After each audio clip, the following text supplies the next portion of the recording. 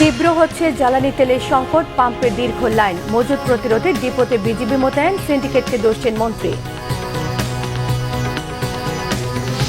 ত্রয়োদশ সংসদের সংসদ কমিটির প্রথম বৈঠক অনুষ্ঠিত, অধিবেশনে অডিও বিভ্রাট স্যাবোটেজ মনে করছেন চিফ হুইপ, তদন্ত কমিটি গঠন।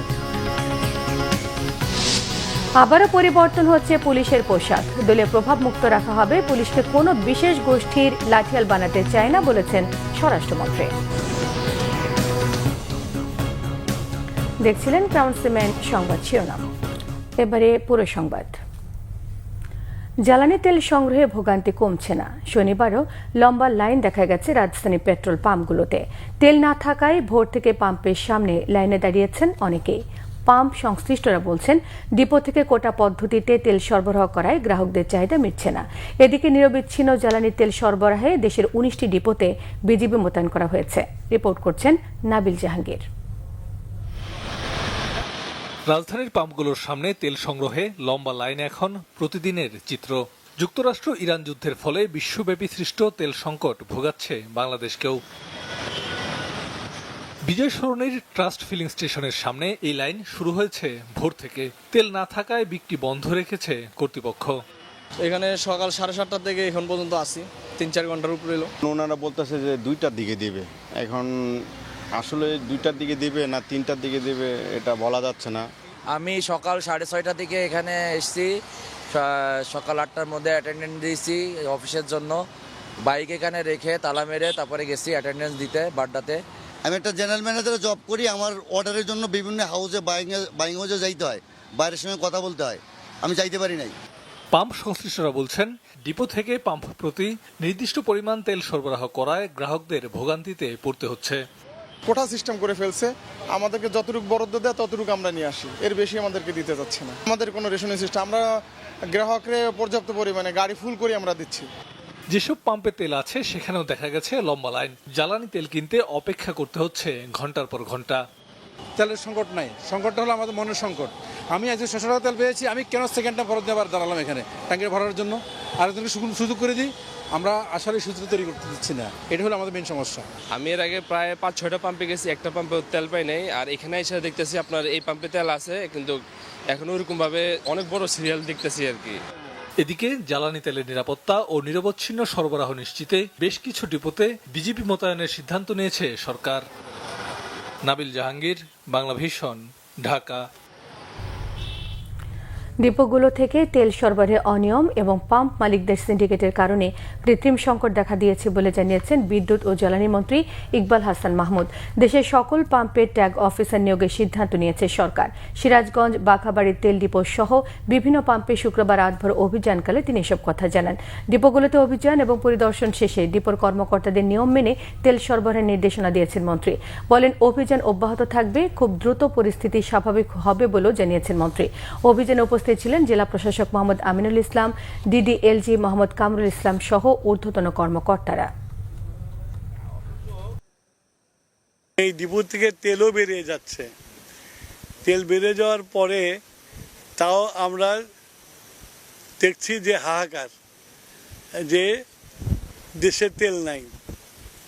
এইটাকে কিভাবে সুষম করা যায়, কিভাবে তেলগুলোকে দিলে এই কথাগুলো বলতে না পারে, সেইটা ডিপোতে এসে ডিপোদের যারা ডিপো ইনচার্জ আছে তাদের সাথে আলোচনা করলাম।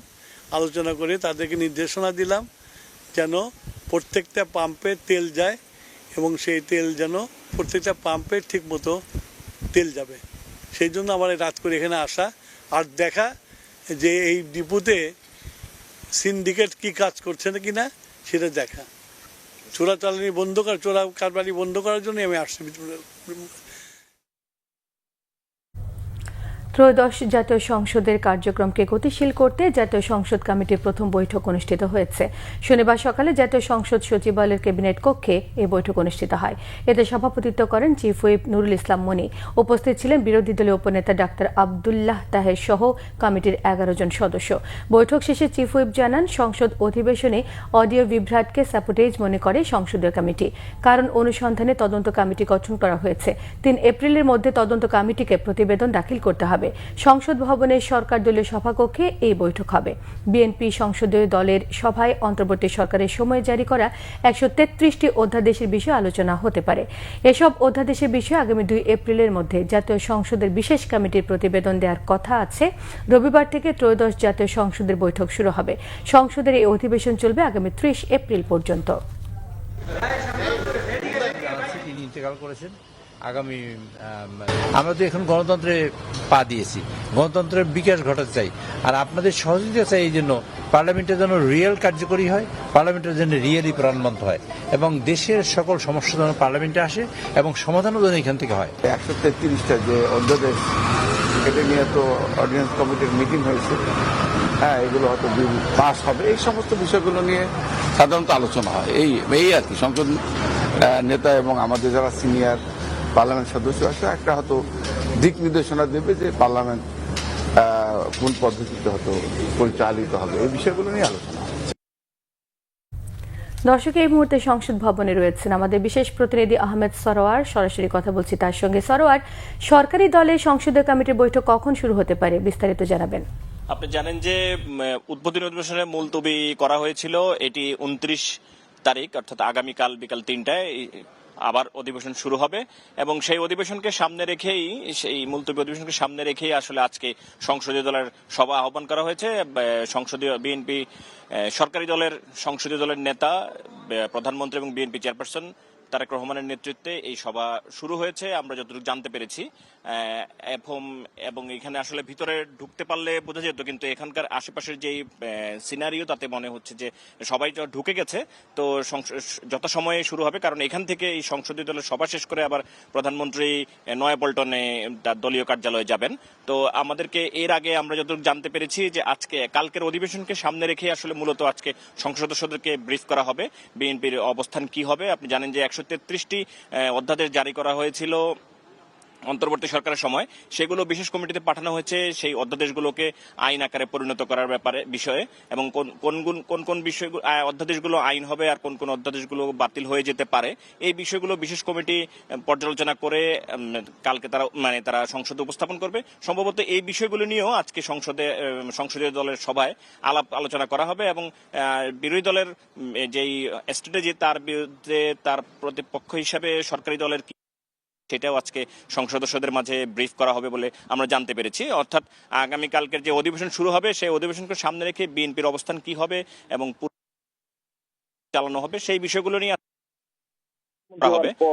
এবং এই সংসদের প্রথমবারের মতো নয়াপল্টন কেন্দ্রীয় কার্যালয়ে যাবেন, অর্থাৎ সরকার গঠন করার পর প্রথমবারের মতো নয়াপল্টন কেন্দ্রীয় কার্যালয়ে যাবেন। সরোয়ার, আপনাকে অসংখ্য ধন্যবাদ। ফের পরিবর্তন আসছে পুলিশের পোশাকে, ফিরে যেতে পারে ঐতিহ্যবাহী যে কোনো একটি পোশাকে, জানিয়েছেন স্বরাষ্ট্রমন্ত্রী সালাউদ্দিন আহমেদ। শনিবার সকালে রাজশাহীর শারদায় বাংলাদেশ পুলিশ একাডেমিতে 43তম বিসিএস শিক্ষানবিশ সহকারী পুলিশ সুপার ব্যাচের প্রশিক্ষণ সমাপনের প্রধান অতিথির বক্তব্যে তিনি এসব কথা বলেন। বর্তমান সরকার বিশ্বাস করে পুলিশ কোনো বিশেষ দলের বা গোষ্ঠীর লাঠির বাহিনী নয়, পুলিশ হবে জনগণের বন্ধু।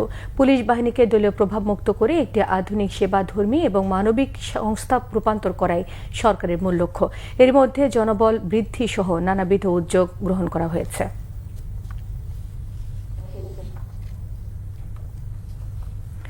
৭১-এর সঙ্গে ২৪কে মিলিয়ে ফেললে সেটি দেশের জন্য বড় বিপর্যয়ের কারণ হবে বলে মন্তব্য করেছেন মুক্তিযুদ্ধ বিষয়ক মন্ত্রী আহমেদ আজম খান। অন্যদিকে দেশের মালিকানা দাবি করার একমাত্র অধিকার মুক্তিযোদ্ধাদের বলে জানিয়েছেন ঢাকা দক্ষিণ সিটি কর্পোরেশনের প্রশাসক বীর মুক্তিযোদ্ধা মোহাম্মদ আব্দুস সালাম। স্বাধীনতা ও জাতীয় দিবস উপলক্ষে বীর মুক্তিযোদ্ধাদের সম্মান জানাতে সংবর্ধনা অনুষ্ঠানে এসব কথা বলেন তারা। মুক্তিযুদ্ধের সময় রাজাকার আলবদর সহ যুদ্ধাপরাধীদের সঠিক তালিকা প্রকাশ করা মুক্তিযুদ্ধ বিষয়ক মন্ত্রণালয়ের সবচেয়ে বড় চ্যালেঞ্জ বলেও জানিয়েছেন মুক্তিযুদ্ধ বিষয়ক মন্ত্রী। রাজধানীর নগর ভবন প্রাঙ্গণে আয়োজিত এই অনুষ্ঠানে অংশ নিয়ে বীর মুক্তিযোদ্ধারা স্মৃতিচারণ করেন মহান মুক্তিযুদ্ধের দিনগুলোর, তুলে ধরেন আত্মত্যাগ এবং সংগ্রামের নানা অভিজ্ঞতা। পরে বীর মুক্তিযোদ্ধাদের সংবর্ধনা প্রদান করা হয়েছে। স্পিকার মেজর অবসরপ্রাপ্ত হাফিজউদ্দিন আহমেদের সহধর্মিণী দিলারা হাফিজ মারা গেছেন। ইন্না লিল্লাহি ওয়া ইন্না ইলাইহি রাজিউন। শনিবার স্থানীয় সময় দুপুর 1টার দিকে সিঙ্গাপুর জেনারেল হাসপাতালে চিকিৎসাধীন অবস্থায় তিনি শেষ নিঃশ্বাস ত্যাগ করেন। তার বয়স হয়েছিল 78 বছর। তিনি স্বামী, এক ছেলে এবং এক মেয়ে, নাতি নাতনি সহ অসংখ্য গুণগ্রাহী রেখে গেছেন। বিএনপি মিডিয়া সেল থেকে জানানো হয়েছে, স্পিকার হাফিজউদ্দিন আহমেদের সহধর্মিণীর মরদেহ আগামীকাল সন্ধ্যায় বাংলাদেশে নিয়ে আসা হবে। সোমবার 30 মার্চ জাতীয় সংসদের দক্ষিণ প্লাজায় বেলা 11টায় প্রথম নামাজে জানাজা অনুষ্ঠিত হবে। বাদ জোহর সেনানিবাসের কেন্দ্রীয় মসজিদে দ্বিতীয় নামাজে জানাজার পর বনানী সামরিক বাহিনীর কবরস্থানে দাফন করা হবে তাকে। আন্তর্জাতিক, ইরানের বিদ্যুৎ কেন্দ্রগুলোতে হামলা 10 দিনের জন্য স্থগিত করলেও দেশটির একটি পারমাণবিক স্থাপনা এবং 2টি স্টিল কারখানায় হামলা চালিয়েছে যুক্তরাষ্ট্র ও ইসরায়েলের জোট বাহিনী। পরমাণু কেন্দ্রে হামলা নিন্দা জানিয়ে পাল্টা জবাব দেওয়ার হুঁশিয়ারি দিয়েছে ইরানের পররাষ্ট্রমন্ত্রী আব্বাস আরাগচি। শুধু পারমাণবিক স্থাপনায় নয়, একটি ওয়াটার প্ল্যান্ট সহ তেহরানের বিভিন্ন সরকারি অবকাঠামো এবং আবাসিক এলাকাকে লক্ষ্য করে হামলা চালিয়েছে যুক্তরাষ্ট্র ও ইসরায়েল। এতে দেশটির কেরমানশাহ প্রদেশে নিহত হয়েছে অন্তত 20 জন। ইরানকে নিশ্চিহ্ন করতে মধ্যপ্রাচ্যে ইউএসএস জর্জ H.W. বুশ নামে আরও একটি যুদ্ধ জাহাজ মোতায়েন করতে যাচ্ছে মার্কিন প্রতিরক্ষা বিভাগ পেন্টাগন। এদিকে ইরানের পরমাণু কেন্দ্র হামলা চালানোয় যুক্তরাষ্ট্রকে চরম মূল্য দিতে হবে বলে হুঁশিয়ার করেছেন ইরানের পররাষ্ট্রমন্ত্রী আব্বাস আরাগচি। এছাড়া ইসরায়েল ও মধ্যপ্রাচ্যে হামলা অব্যাহত রেখেছে তেহরান। এতে সৌদি আরবে প্রিন্স সুলতান ঘাঁটিতে মোতায়েন করা হয়েছে সেনাবাহিনীর অন্তত 12 জন আহত হয়েছে। আরও ইরান এবং লেবাননের সশস্ত্র গোষ্ঠী হিজবুল্লাহর যৌথ হামলায় একদিন আহত হয়েছে 250-এরও বেশি ইসরায়েলি। পাল্টাপাল্টি হামলার মধ্যে চলতি সপ্তাহে ইরানের সঙ্গে একটি বৈঠক হতে পারে বলে আশা প্রকাশ করেছেন মার্কিনের বিশেষ দূত স্টিভ উইটকফ। আর মধ্যপ্রাচ্যে স্থল অভিযান চালানো ছাড়াই কয়েক সপ্তাহের মধ্যে যুদ্ধ শেষ হবে বলে দাবি করেছেন মার্কিন পররাষ্ট্রমন্ত্রী মার্কো রুবিও।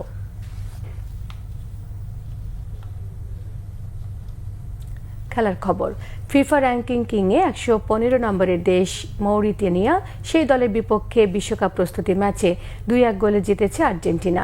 1 এপ্রিল বাংলাদেশ সময় ভোরে দ্বিতীয় প্রস্তুতি ম্যাচে জাম্বিয়ার মুখোমুখি হবে আর্জেন্টিনা। বিশ্বকাপ প্রস্তুতিতে আর্জেন্টিনার খেলার কথা ছিল ফিলাডেলফিয়ায় ইউরোপিয়ান চ্যাম্পিয়ন এবং ফিফা র্যাঙ্কিংয়ে 1 নম্বর দেশ স্পেনের বিপক্ষে।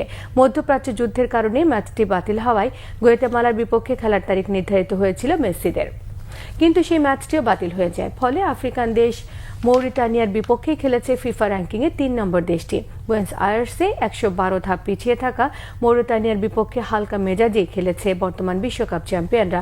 প্রথমার্ধে এনজো ফার্নান্দেজ এবং ফ্রি কিক থেকে নিকো পাজের গোলে 2-0 লিড নেয় আর্জেন্টিনা। দ্বিতীয়ার্ধে মেসি মাঠে নেমে কিছু ঝলক দেখালেও গোল পাননি তিনি। ম্যাচে বড় জয়ের দল নিয়ে পরীক্ষা নিরীক্ষা করাই ছিল কোচ লিওনেল স্কালোনির মূল লক্ষ্য। এছাড়া বিশ্বকাপের আগে ইনজুরি মুক্ত থাকতে মাঠে সিরিয়াস ছিল না আর্জেন্টিনার ফুটবলাররা। ম্যাচে মৌরিতানিয়ার পোস্টে মাত্র 4টি শট মেরেছে আর্জেন্টিনা। অন্যদিকে মৌরিতানিয়াও আর্জেন্টিনার পোস্টে 4টি শট মেরেছে এবং শেষ দিকে 2টো সুযোগ তৈরি করে ইনজুরির সময়ে একটি গোলও শোধ করেছে। সেখানে মৌরিতানিয়ার ডিফেন্ডার জর্ডান লেফোর্ট নিজের অভিষেক ম্যাচে বিশ্ব চ্যাম্পিয়নদের বিপক্ষে গোল করে নিজেদের স্মরণীয় করে রাখেন।